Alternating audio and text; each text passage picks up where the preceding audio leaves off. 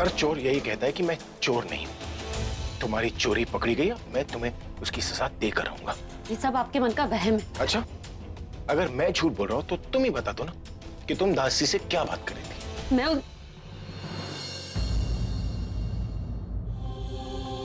कुछ नहीं, आप नहीं समझेंगे। मैं कुछ समझू या ना समझू, इतना तो समझ गए हो दैट यू आर जेलस।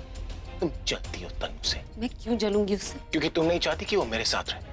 अगर ऐसा होता तो मैं कब का उसे अपने रास्ते से हटा चुकी होती। जब पहले आप दोनों को एक साथ देखा था तो कुछ दिनों के लिए बुरा लगा था, लेकिन अब मुझे कोई फर्क नहीं पड़ता कि वो आपके साथ है या आप उसके पास। मेरी लाइफ में और भी इश्यूज हैं। अच्छा, सिट डाउन।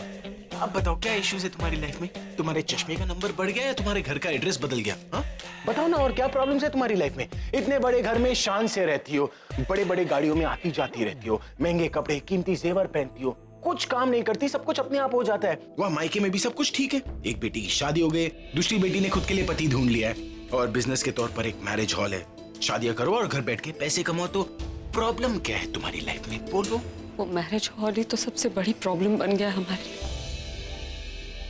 कभी हमारे घर के लिए इनकम का सोर्स हुआ करता था, आज वही मैरिज हॉल हमारे लिए सबसे बड़ी प्रॉब्लम बन गया।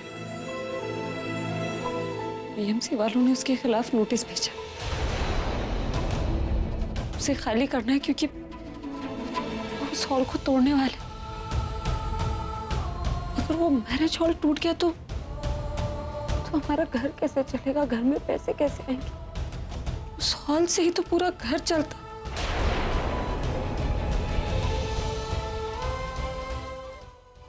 मैं ये सब आपसे क्यों कह रही हूँ?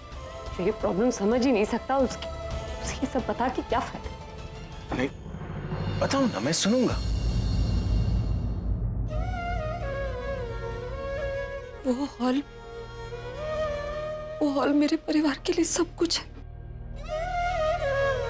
अगर वो हॉल हमसे छिन गया तो सब कुछ बिखर जाएगा।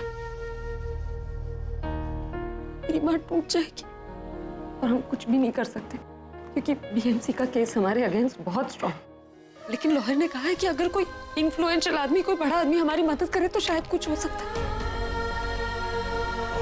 देखिए, आपकी दुश्मनी मुझसे है ना, आपको मेरे साथ जो करना है कीजिए, लेकिन प्लीज इस बार मेरे परिवार की मदद कर दीजिए। One last time please.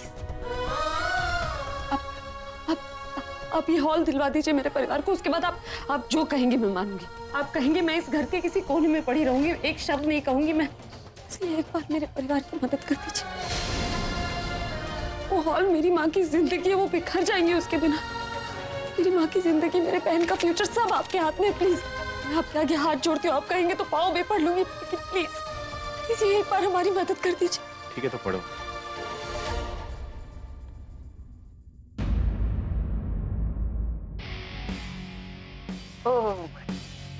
For the first time I'm feeling so excited.